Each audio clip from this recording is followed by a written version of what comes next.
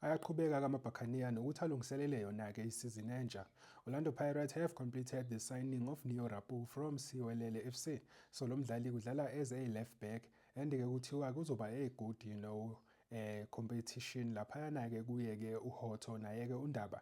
So lo mdlali-ke simazi kakhulu-ke laphana kuma-under 20 and he showed great promise. So-ke ama-Buccaneers wasted no time, bakwazi-ke ukuthi bayi-secure yona-ke i-signature.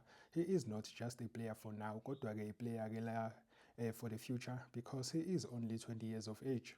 Also-ke kuthiwa-ke the Buccaneers have completed the signing of playmaker Siyanda Ndlovu from Golden Arrows. Siyazi-ke ukuthi lama-team-ke no-one good relationship in terms of ama-players. So-ke he was expected-ke ukuthi vele-ke uzoya khona-ke lapha kuma-Buccaneers because other teams were also interested including Mamelodi Sundowns. So-ke kuthiwa-ke lo mdlali sekalibhekise khona-ke laphana kuma-Buccaneers and we can expect an announcement in the upcoming days.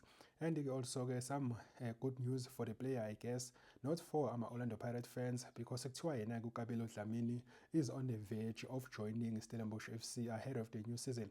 Sazi-ke ukuthi kustruggle kakhulu-ke for game time, and-ke lokho kuzomnika yona-ke i-perfect opportunity-ke ukuthi akwazi-ke ukuthi a-revive-ke i-career yakhe laphana-ke kuma-Steelers.